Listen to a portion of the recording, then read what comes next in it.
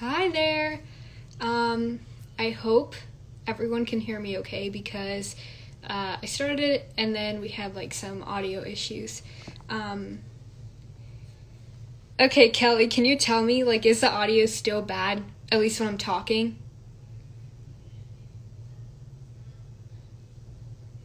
Okay, I'm good now.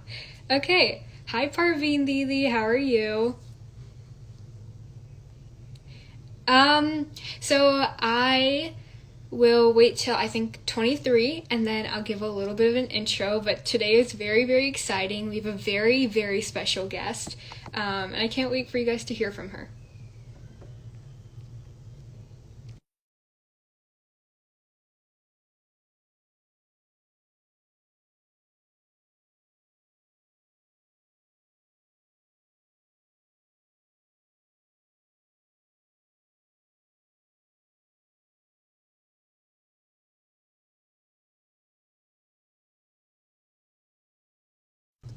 So, I'm going to give a little bit of an intro. Today, we're going to be speaking with I have the honor of calling her Didi, which means older sister in Hindi and Punjabi, if you don't know. Ravjot Didi, and she's going to be talking about her activism, the different things she does, and a lot of stuff about people of color and their lack of representation in media. She's a filmmaker. She has gotten numerous awards, and she just recently directed a music video, and I guess I can try and show you guys, but she's incredible, and I want to let her give herself an introduction because it's so much more than I could say. So I'll go ahead and add her in. I think that allowed her to join.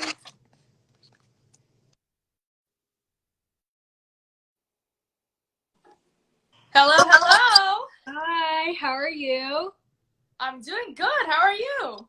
Amazing. You look absolutely beautiful. I am trying to find a filter to make me look even better. Ooh, I like this one. What's up? How are you doing? Thank you for that beautiful introduction. I just heard it. I'm doing great. I can't believe I'm talking to you because I've been, wanting to talk to you about stuff like this and just, being in contact with you is amazing.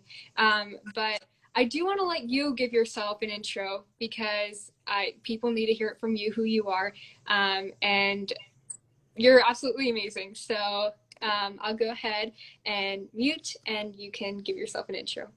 You are equally as amazing, my friend. And my name is Ravjot Mehek Singh. I'm a filmmaker and I'm an art activist. I've been in the film industry for like 6 or 7 years now. I've worked in Hollywood. I've worked in Bollywood. Bollywood very recently, actually. As you were just saying, I just released a brand new Bollywood music video through the legendary T series. And I am now the youngest female director to have been launched by T Series. So it's kind of been a big, yeah, I've been like celebrating for like the past 3 weeks that it's been out. But yeah, other than that, I mean, I love making documentaries. I love especially highlighting activist subjects, whether it's like recently I just did a documentary on Afghanistan. I was really active during the George Floyd protests and made a lot of art and animation during that time. So I'm just kind of always up to something, always channeling creativity into something bigger. That's absolutely amazing. So someone did say that you don't need a filter, and I agree. Um, you're All older. right. I mean, listen, y'all might say that, but I am having a little bit of a freaky skin day because of the changing weather. So I'm gonna keep the filter for everybody's good. For everybody's Filters, good. they aren't bad, but it's not like you need one. Like I feel like they allow you to express your creativity, and I especially agree with you that. being a filmmaker and you do animation and stuff. You know what? Like, girl, express yourself, right? I totally hear um, it. and I do want to say, for those of you who don't know, the song is called. Can you say it? I don't know if I'll say it right. Is your Punjabi good or is it like My my Punjabi's okay. It's yeah? Mine is pretty solid because I lived in India for a while. But it's called Vaat Laga Dungi. Hmm. It kind of roughly translates to like I'm gonna beat you up. It's kind of like a girl power anthem, if you will. So a lot of the lyrics, a lot of the music video elements as well have a lot to do with just female gangstas, females that could kind of mess you up if you mess with them too much. So that's what it translates to. That's kind of like what I wanted to go into because I think just the fact, okay, you're the youngest female. I mean, I was watching the video for the millionth time today, and I was imagining have your own video on T series. Like I wouldn't be able to get over it. And you're like so humble in the fact that you're not like bragging about it every single day. I think that's so amazing.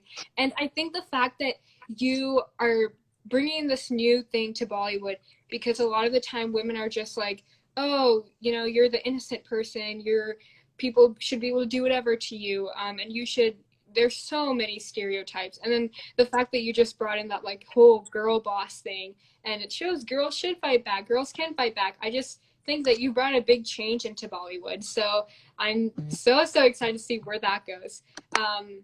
But yeah, if you guys, I will like I'll put it in the comments like towards the end, and then go check out the video. Already has over 1 million views, and then if you still want, we'll comment Rav's Army because we need to show Yes. support. Girls Queen, you know. Um, well, I don't know if we want to get straight into it, but I do want to ask, what are some of the things that you are very passionate about? Speaking upon, you are an activist, and I've seen so much of the work you do, but what are some of the issues that really touch close to your heart?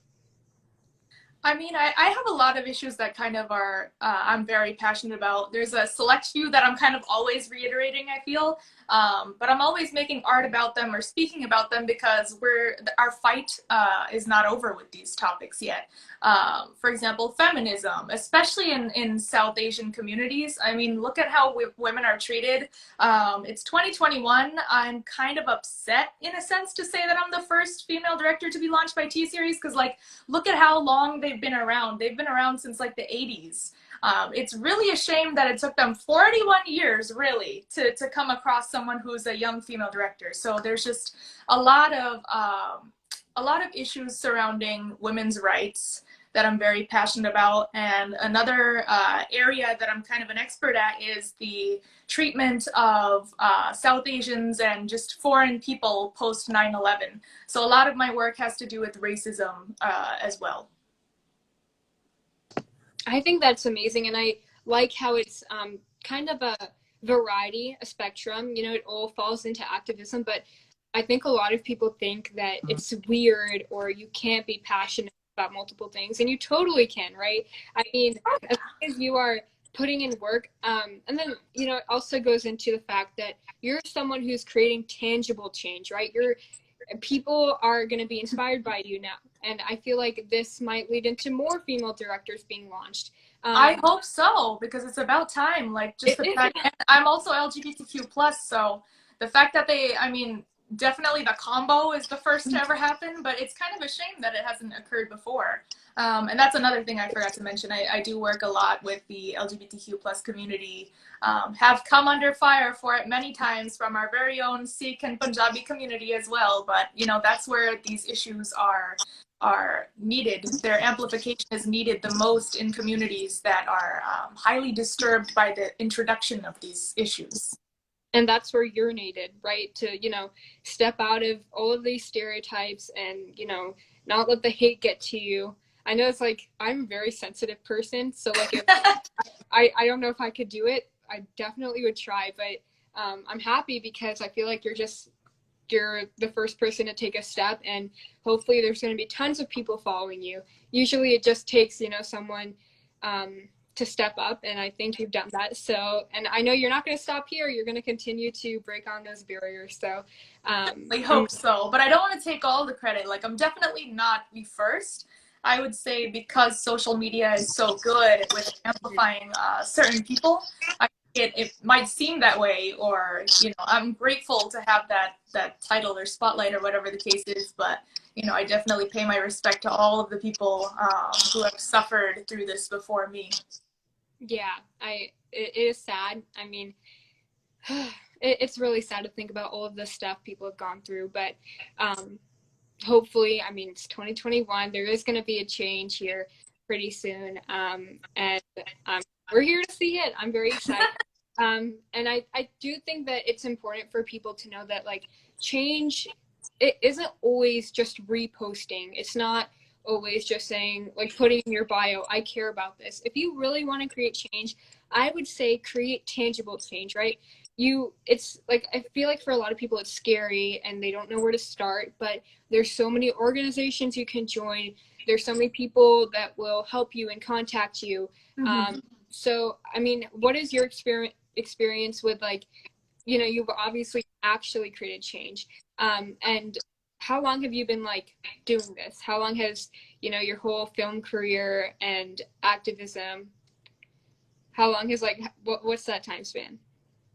Honestly, I always say this, but I've been creative since I was a little kid. I used to like buy composition notebooks, and like I would start a new story, like writing a new story, like a novel, I guess. I don't know what I used to think it was going to turn out to be, but I never ended up finishing any of them. And instead of finishing one story, I would often just start a new story. And a lot of those stories now, I've kind of adapted them into scripts for movies or television shows or skits kind of over time. So I kind of, got to give my little kid self that opportunity, let's say. But I've been really creative since I was young. I started doing activism online, especially via blogging and this like self-help, not self-help, sorry. It was like a guidance advice blog, all the way back in the day, pre-Instagram, pre-Twitter, pre a lot of these things.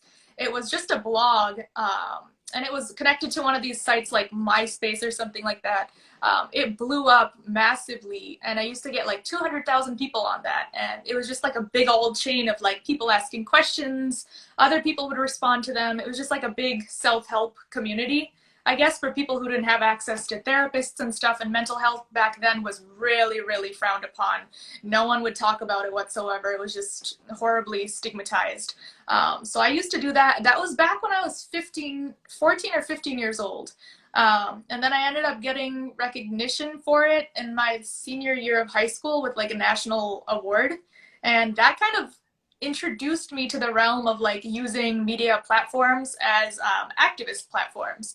So since then, I went to film school, kind of did the regular film route, and then went off to work in India. But I always kept these ideas for documentaries, especially, and ideas for like segments on shows that could help introduce these subjects to audiences that likely don't know about it. I think that's absolutely amazing.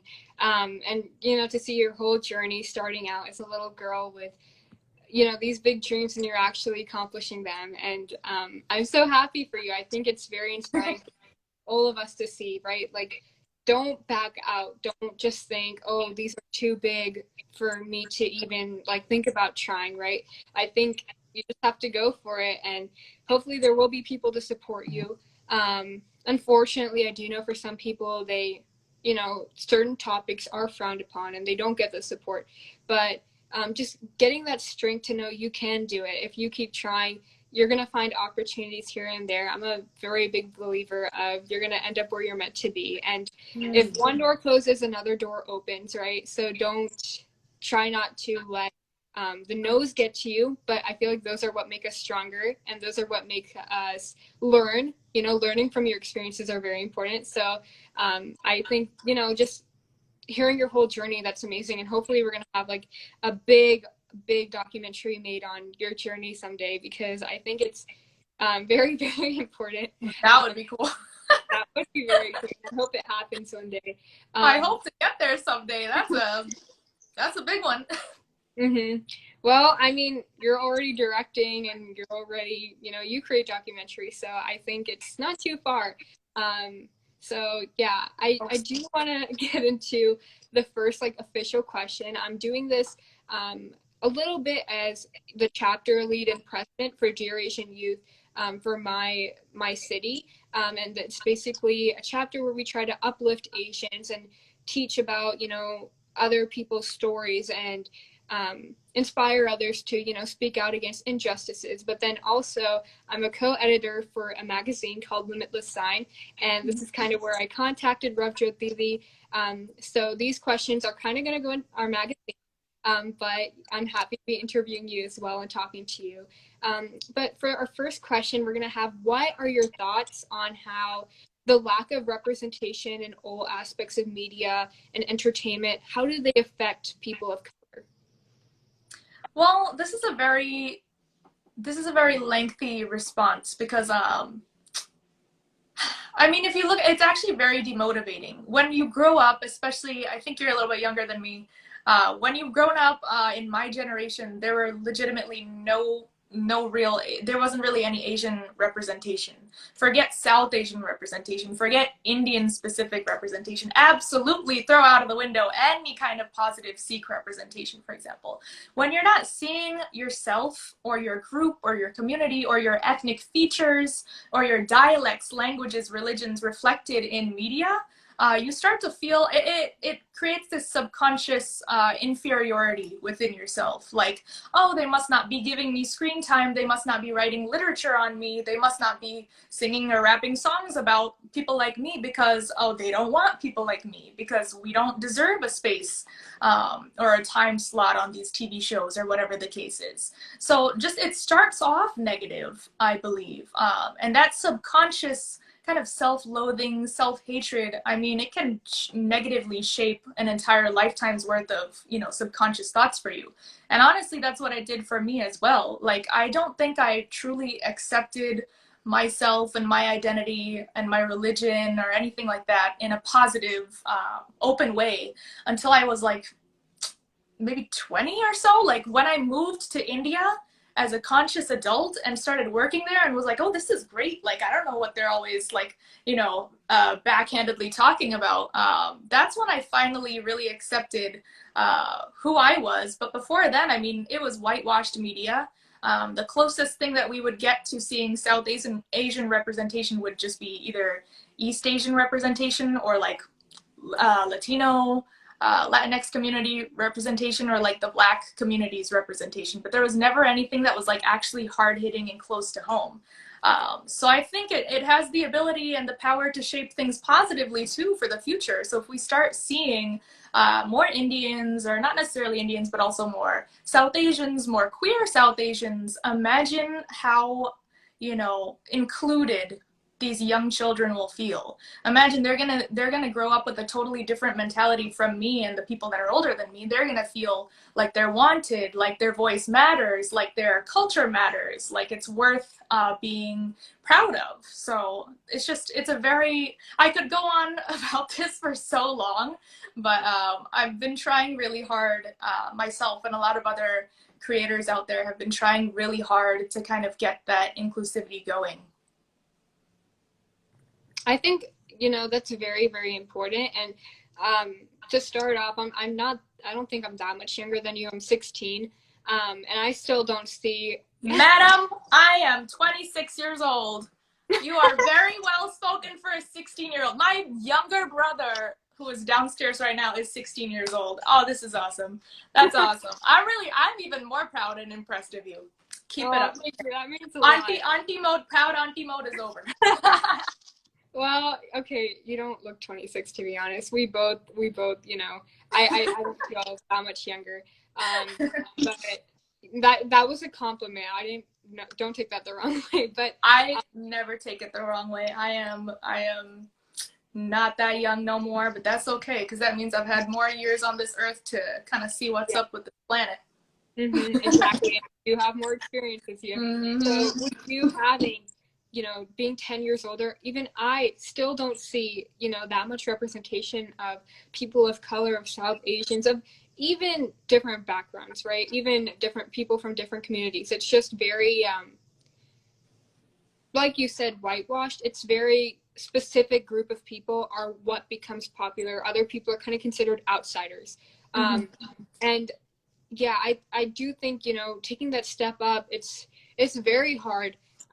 And if you get, I feel like even if you make it to a point, there's a lot of imposter syndrome that may come in and you're like, oh, maybe I'm not good enough for this. Maybe I shouldn't be doing this. But, you know, I encourage everyone who sees this to take that step up, because it's going to inspire others. And I'm sure that Ravjot Didi has already inspired so many, right? People who are interested in animation, people who are interested in becoming female directors.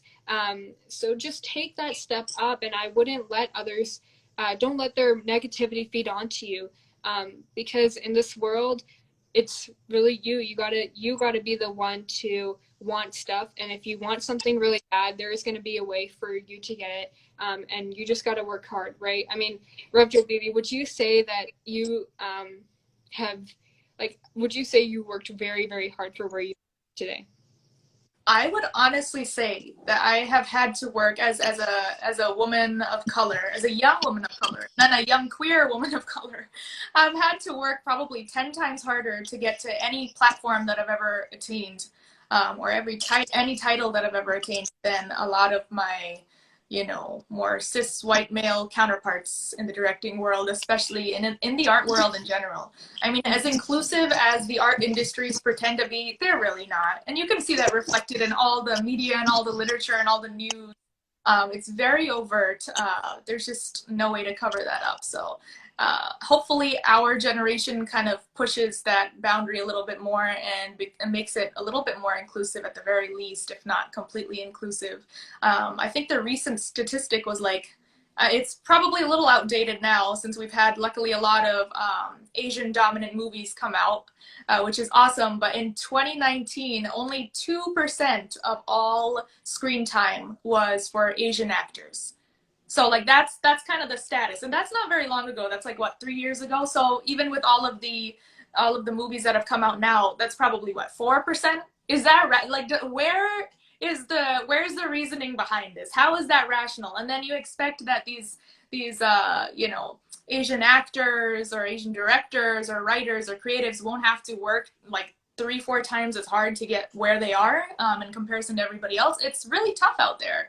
It's really tough when the representation, when the bar starts off so incredibly limiting. There's just no way to kind of weasel your way in. I always say that the table for directing especially, which is very harsh to get into, especially as a female alone, but as a woman of color, it's like even harder.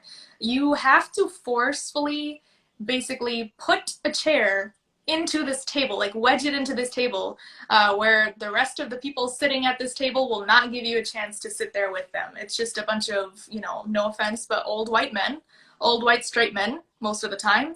And you have to, as a person of color, kind of weasel your way in there. Otherwise, they're not going to give you that space. You have to make yourself known there. You have to enter that space by force. So it takes a lot more effort. You have to be a lot harder. I don't like promoting being tough or being cold or being, you know, any of these, you know, negative terms, but you have to be really, really snappy, really slithery to get in the midst of any of these people. Otherwise, they will kick you out. If you are not tough enough, if you're not brave enough, if you can't handle their criticisms and their constant rejections, you will not get anywhere in the industry, as a leader at least. They'll gladly keep you at all of the lower levels, you know, forever and ever, and they'll never let your name come to the top. But if you want your name to be attached to the good work that you are doing, then you have to be just kind of very ruthless and brave about it.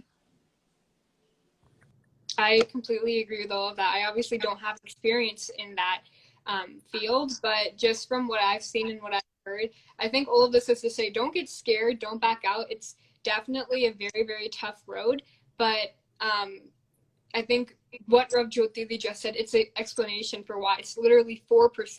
It's not even like we can say, oh, we're 50%. It's 4%, less than 10%. That's honestly disgusting. Mm-hmm.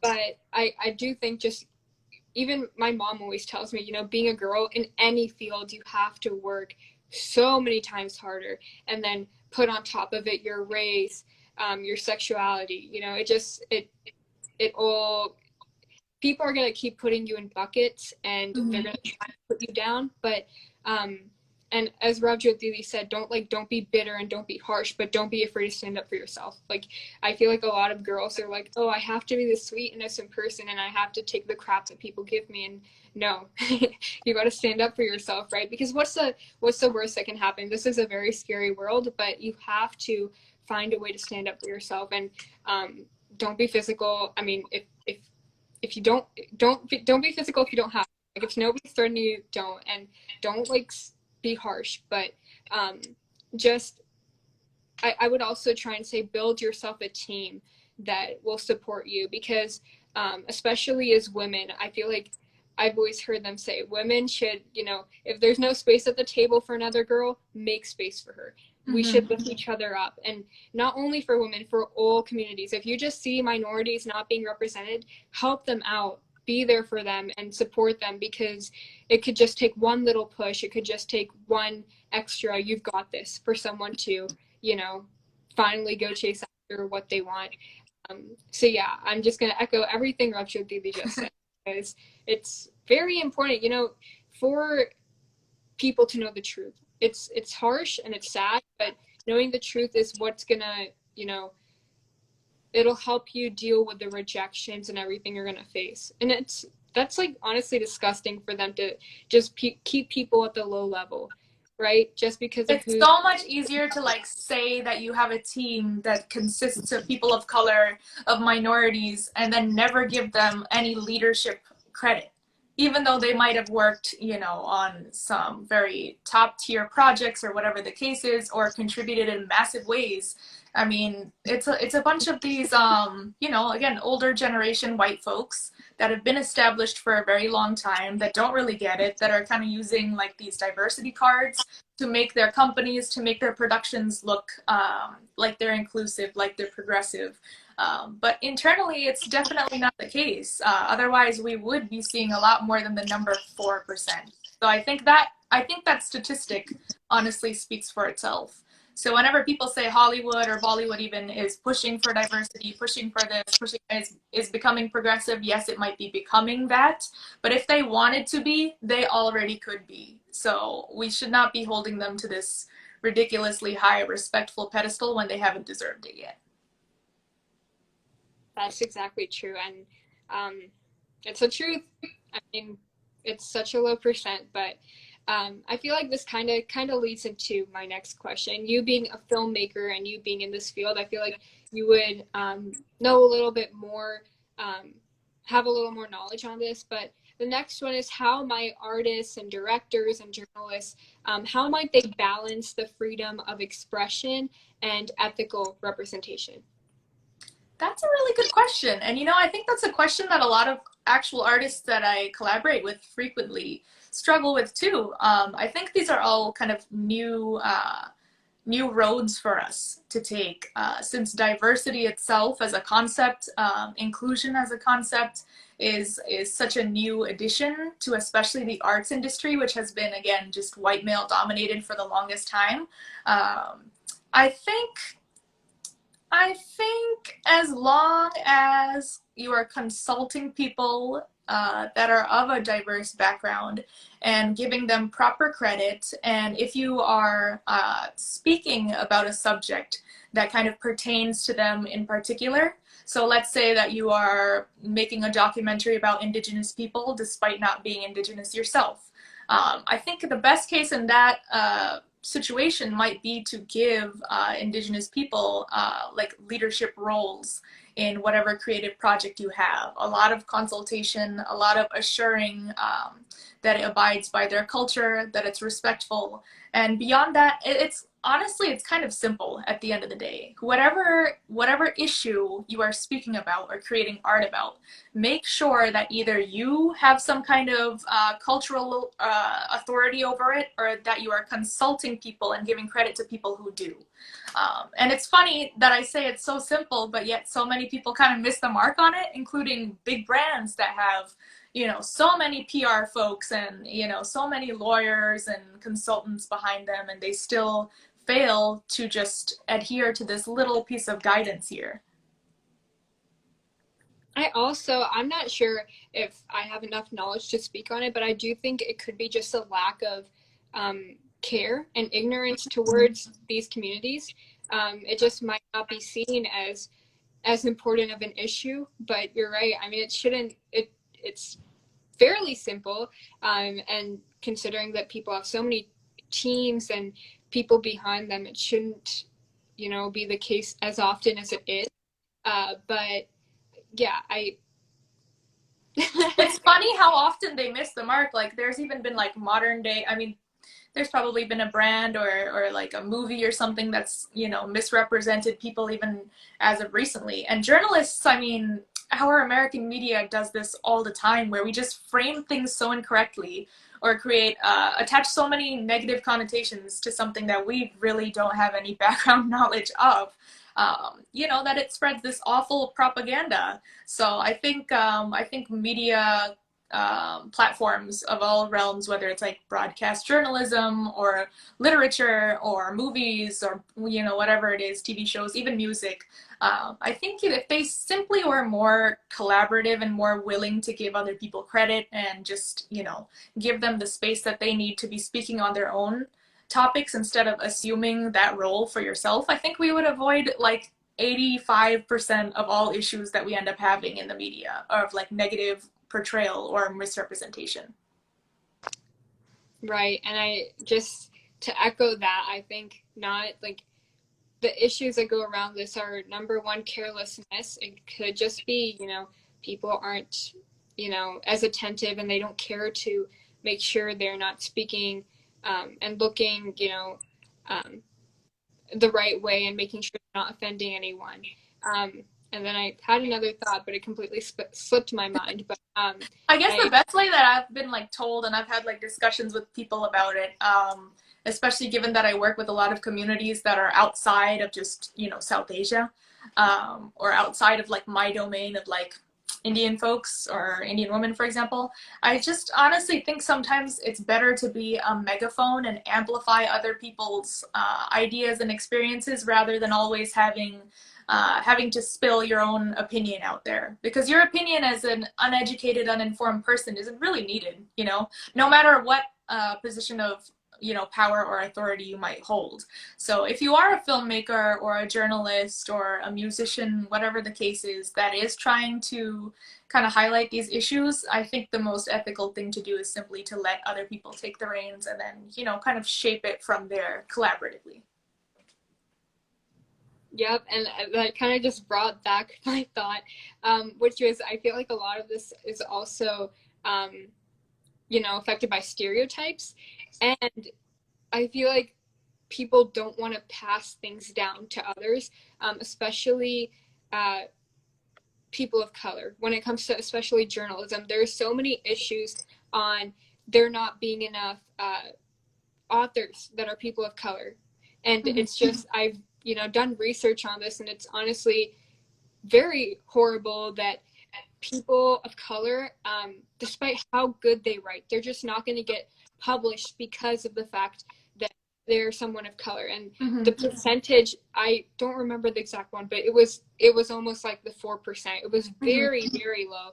And I think a lot of it does have to do with, even in journalism, even in media, the person directing it and the main person behind it doesn't want to pass it down to someone with that more experience, especially if they're someone of color, which is very, very weird.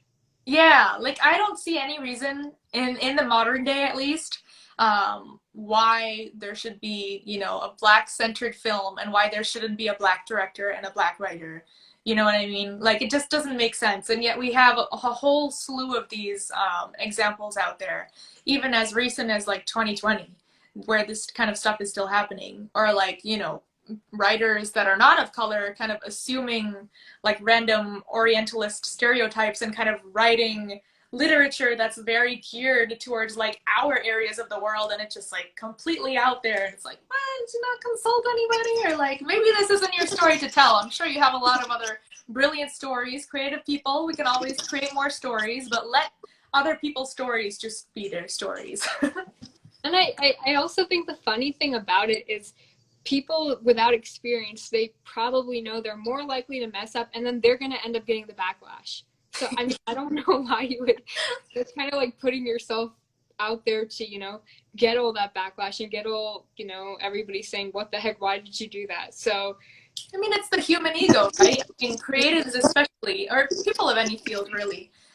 people in power, especially when they haven't really gone through as much struggle, let's say, on like a cultural scale or like, a mass scale as other people, I feel like they're always more eager, if anything, to jump and take like a leadership role, because it kind of helps satisfy their ego, and it makes them feel like, oh, they're being relatable, or like, oh, I've experienced the same struggle, let me tell the story. It's just a human ego thing. Ego definitely gets in the way of so many things, and especially for certain people. I don't want to like offend anyone, but there's like some harsh truths and facts that just don't let your ego get in the way of you. It's going to end up hurting you in the long run. And there's a difference between confidence and believing in yourself and ego. So I think it's very important for people to know that difference. There's a fine line, and being confident and being over smart and boasting about yourself. It's just try not to get too fed up about yourself, because everyone has stuff to learn and no one is perfect. But I do think this kind of leads into our next question, which is, how can diverse personal narratives contribute to diversity in terms of representation? Ooh, you're asking some good questions. Good questions. Very thought-provoking questions. Are you sure you're 16? Yeah. No, I'm kidding. Well, I honestly believe that, especially us in the diaspora, we have a lot to say. We have a lot of struggles that are shared as well. And we should, at least, if we're brave enough to, or if we've kind of come to terms with it, if we've personally healed enough from it to speak about it, we should put our stories out there, and we should turn it into art or literature or music or whatever the case is, because it creates this wonderful connectivity, like a network. Like, think of it as like this big, like, cross-connecting net, kind of all across, whether we're talking the United States or Europe or wherever the case is, across the world rather, where we have these beautiful shared experiences. Some are good, some are bad. And, at the end of the day, the more that we put our own stories out there, the more other people will relate to it and feel less alone, which will then further kind of boost these marginalized people into having a much louder, connected voice versus just one person alone. So I personally do believe in, like, for example, especially through the medium of documentary filmmaking, that's one of my favorites, whether in short form or like lengthy feature form. If you have a story that resonates with people, or even if you think it doesn't resonate with people, you should absolutely tell it, because the world deserves to understand your struggle to the best of their capability, and they deserve to be empathetic. So just one artist putting their personal story out there can change the lives of so many, and can boost stories that would otherwise be overlooked into the media, and kind of get it circling, and then create this kind of movement towards globally understanding it more. That was an incredible answer. And I do want to kind of add on in the fact that people, from what I've observed, I feel like people are taught that they shouldn't share their experiences or share their stories, because it'll make people look down on them. Like, people will be like, or not respect them as much. And I have always like felt like sharing your experience and being vulnerable, it can seem scary, but it's really only going to teach others and help others. Because I mean, I don't think people are, unless they're kind of like the haters, they're not going to look down upon you. They're not going to start making fun of you for your story, right? If you share it, it's just you trying to help people, because we all go through different experiences. We're all fighting silent battles. And I think being vulnerable and sharing them, it's going to help others, and it'll make other people more comfortable with, sharing the stuff they're going through. It also kind of plays into mental health, because I just feel like people keep so many things to themselves in the fear that people are going to judge them. And there's always someone out there who's willing to listen to you and willing to talk to you. And I know talking to people helps so much. But just know that I bet Ravjot Didi, we'd love to, listen to what you have to say. And I feel like, especially on Instagram and different social media outlets, people are just posting their perfect life. And it might be like, you don't really get to see the real life of that person. You don't get to see their downs and ups. You really only see their ups. And there are very few safe spaces, at least what I think. And we both would love to hear if you have anything to say, but just don't keep things to yourself. Don't be scared to share your story because it's really going to help others. I completely agree. And, creating a community is also incredibly important. Like you said, creating that safe space. And I just think, especially, I actually think this is the one place where I'll give society as a whole a lot of credit. Especially the young people that have been pushing this notion forward, which is that mental health and just silent battles have been largely, at least from what I can see on my platforms, is being largely accepted as something that can be talked about and destigmatized over time, which was something that was absolutely non-existent during like my youth. Like back when I was 16, I remember I was being cyberbullied a lot, amongst other things, like it was racism, cyberbullying, whatever. And I did reach out to the police, my local town police at the time, to kind of get help, because at that time there was no one to help in person. Teachers didn't really care about the one, kid of color in their class.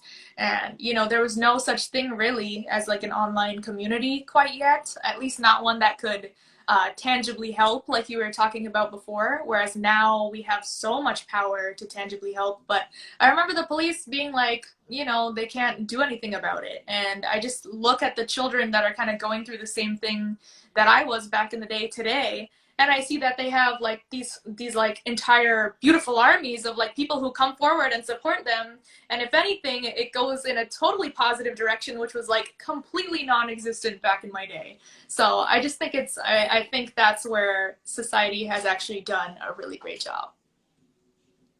And that also goes to show that, things can improve. It's not like, I feel like our generation will be, cause a little bit of a better and hopefully easier upbringing for the future generations to come, because I know parents that they're obviously not from my generation, parents of my friends, they think it's a joke and Mm. it's most definitely not. But what you did say about having the community now, I mean, I feel like if I were to share something I'm going through, I would have people reach out. But it is good to know that there are people here now that are willing to help you and willing to support you. And that's not to say there's not going to be bullies. I have gone through bullying. I've gone through cyberbullying. It's definitely it's not fun. But there are still people who are there for you. And oh my gosh, the police didn't do anything? That is horrible. Well, I remember back in that day, again, like bringing it back to your original question, like people didn't talk about this stuff. I would not be surprised if back when I was like, I think I was like 14 or 15, I don't remember what age I was exactly, when this happened to me. I mean, the internet was kind of just starting up. No one was sharing their thoughts and opinions about anything. Society was definitely not woke. The kids of that generation were absolutely not woke whatsoever either. So no one was aware that mental health is a thing, that bullying can actually lead to legitimate death or suicide or depression or whatever the case is. No one used to take things like that seriously. So I do absolutely believe that, sharing your story, especially as a diverse or marginalized person, can not only help yourself when the community rallies behind you and shows you so much immense support, and which in turn lifts up your mental health, but it can also create space for others to share their experience, and create this, like I said before, like a net, like a beautiful connective net globally, where we're all just kind of holding each other up and not letting any one person sink. The way you put that was absolutely beautiful. And I'm realizing the importance of it, and I'm realizing how there are people there to help you out and stand in solidarity with you. I do want to say I did try doing something like this where I was planning to have like an event centered around mental health awareness where people shared their stories, but there's such an importance of trigger warnings, which is something that I kind of overlook. So before you share things, I do think it's important to put those trigger warnings as just kind of like that friendly reminder, and just it's just gonna make things much easier, and it won't hurt people. But with that event, we're doing it next week, and it's just gonna be more of informing people instead of people, sharing their stories because it's young kids, and I don't know if that's something that they'll remember to do. But yeah, I mean, just go out there and share your story. Just make sure you don't forget to put things like trigger warnings. And something else I've also learned is when you want to talk to somebody, and this goes into mental health a little bit, I always find it good to ask someone, do you have the mental capacity? Do you have the strength to listen to what I have to say? Because just hearing everyone else's the struggles they're going through, if you have no one to share your own to, it can just lead to a lot of mental pressure. So I encourage everyone to try and do research on it because it's a very, very important topic. And it's not one of those things where only a few people can be specialized or have knowledge on mental health. I think it's something everyone should be informed about, be aware, have awareness about. And I do wish they taught classes, that focus around mental health. It would just make things so much easier and so much better. But Yeah. hopefully that will come in the future. Maybe when we're in charge, it will come around. But Maybe. congratulations on hosting the event too. I think it's these things that kind of make a huge impact on a whole variety of people. Whoever shows up will be impacted. So Thank, good for you, honestly. Keep it up. thank you. That means a lot. I hope, I live in a kind of small city, but I feel like a little bit change will in the end inspire others. And it has to start with one person. You can't like climb a mountain. You just at once, you got to take one step and put steps in front of each other. It's going to be hard, but I think in the end it'll all be worth it. And then this question is kind of back into the whole media thing. Um, but I've enjoyed our whole conversation so far because there's just so much that I feel like needs to be touched upon, and we have so many interests in common, which is super cool. But to ask the next question, it's how do you think personal histories contribute positively to diversity in the media? You kind of spoke on this a little bit in terms of positively, but do you have like any experiences or any more thoughts on it? Well, I think, it's a lot to ask people to be vulnerable, especially artists, and that's why we do have a whole slew of artists who are sexually assaulted or, have racial incidents that don't come forward about it, and, that's perfectly fine. But if you have the capacity to channel it into something that starts a larger dialogue, absolutely, I think it can promote the growth of an entire culture. There has to initially be one person or one group of people who kind of begin the conversation, right? And if we have that strength at that time to kind of push it forward, we absolutely should. So at least personally, I try really hard. It's not like I've made peace with all of the things that have happened to me. A lot of them I'm not comfortable sharing. Like the most recent one was I just came forward, I think earlier this year, like in April or so, about my invisible chronic illness. Before that, I really wasn't comfortable talking about it. My family kind of didn't want me to because in our South Asian culture, if you're sick, which you didn't do anything to ask to be sick all the time or have a disease or anything, but it's like considered this god awful thing, and like if you talk about it, you're gonna give it to somebody else. Like they almost treat it like talking about it and being open and vulnerable and sharing your journey is like spreading it. You know what I mean? So because of all these reasons, I mean, I've been suffering from it since I was 18 years old. So at 26 years old, I finally decided to say something about it. But all that time, I mean, people would just look at me as if I'm a normal person, a normal, healthy person. And they have no idea of how many opportunities I've had to personally let go of just because my body couldn't keep up. They have no idea how many nights I've spent in hospitals or how many needles have been up in my arm taking blood and all that and injecting stuff. They have no idea what kind of, trauma that was. So I am very, honestly, I'm really proud of myself for coming forward with that one because, it is very traumatic for me. I still have anxiety because of it. I still have clinical hypochondria because of it, depression because of it, but once I came forward, there was just a whole slew of people who I also never could have pictured that they also suffer from something similar. They came forward and I was like, wow, this is a much bigger community than I expected. And it's like every other person. And I never knew that. For like, I don't know, 8, 9 years, I felt really alone, really isolated, really picked on by the universe. I'm gonna use that phrase because I was like, oh gosh, why does it just have to be me? Like, why am I the only person who's suffering? Like I had that mentality.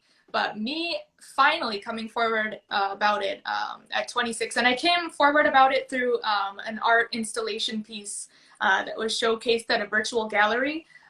So that's how I kind of introduced the subject to the world.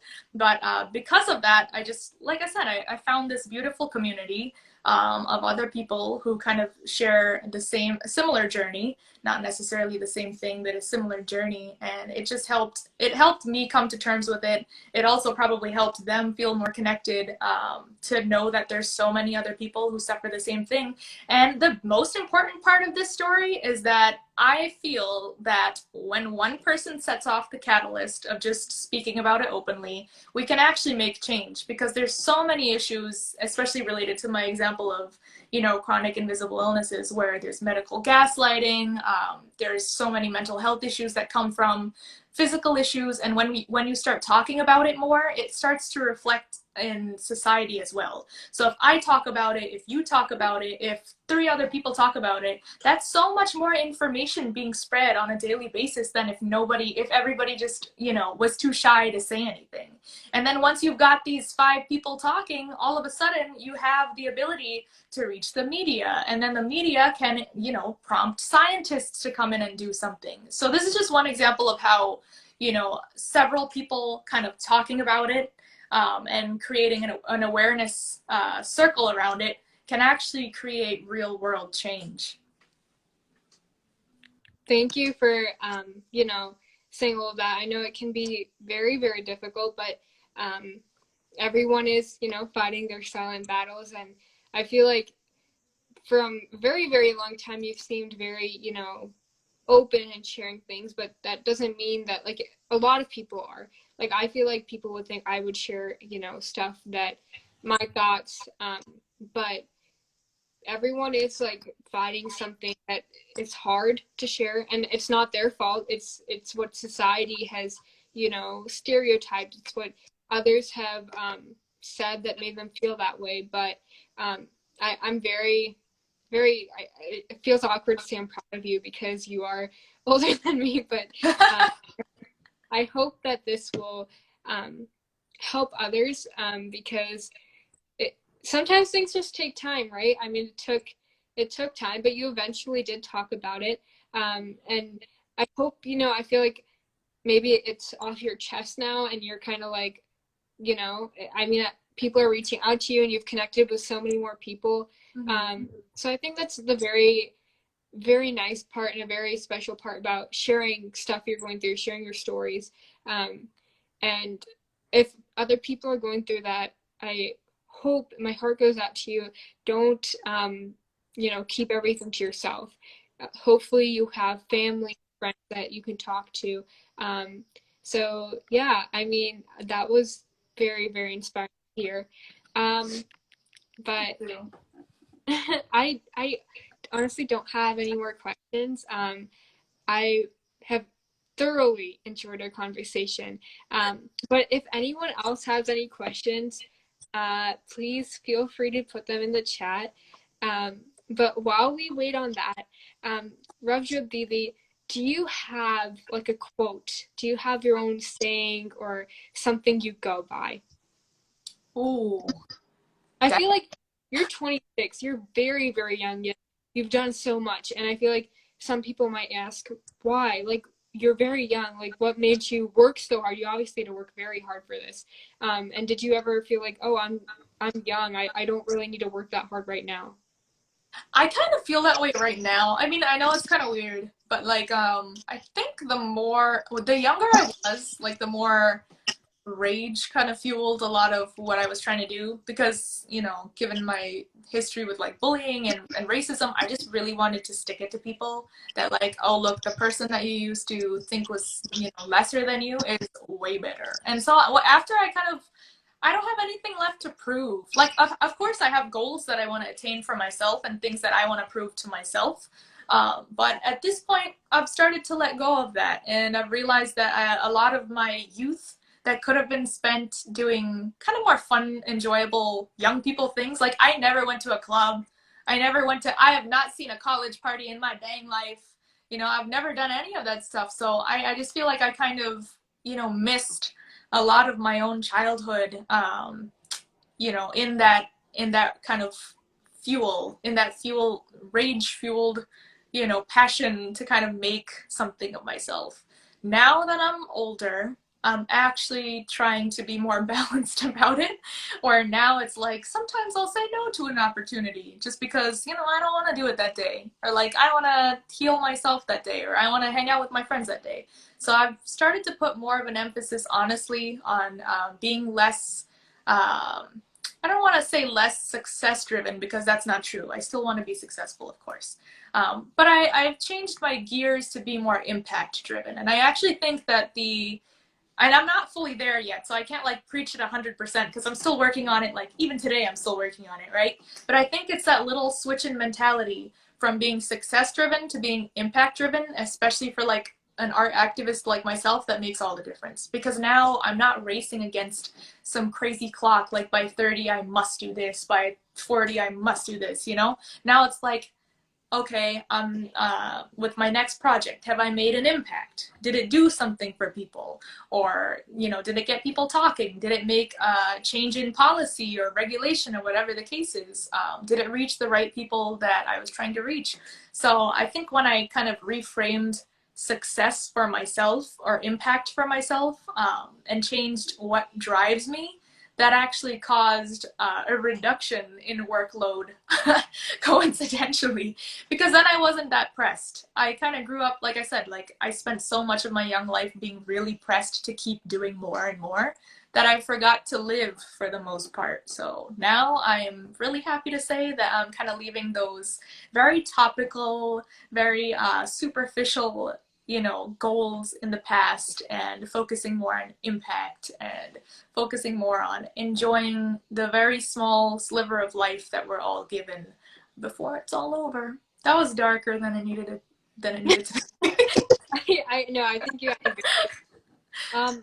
We unfortunately have like only a minute left before my thing ends, but Yes. I think what we can say that we took away from what you just said is focus on impact over success because you want to create tangible change. I think that a lot of us are grown up to think we have to like do certain things or meet certain barriers, and if we don't, then the world is over. But no, um, even the littlest things can make change and make impact, and over time, those are going to lead to even bigger things. So, um, I I'm very like I'm just in awe of you and everything you had to bring, and I can't wait to see everything else you do. I do think it's important to like rest and you're very young.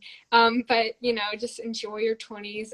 But Roger Didi, thank you so much for inspiring me and inspiring others. And do you have any like kind of last words you want to say for this live? I hope we don't get kicked off in like 30 seconds, but honestly, thank you for including me. Thank you for giving me any ounce of respect. I'm just, wildly appreciative of it. I'm starting to get tired. I'm 26 years old, y'all. I'm old. So it's 2020 over here. So I'm like, good night.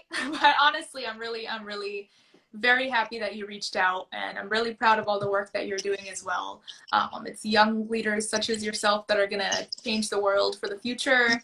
And you know, we're all in this together at the end of the day. We gotta help each other. We gotta be that net. We can't let each other sink, whether that's, you know, talking about mental health, whether that's creating more representation in media, whether that's, you know, saving that spot next to you in that table we were talking about, and, you know, giving it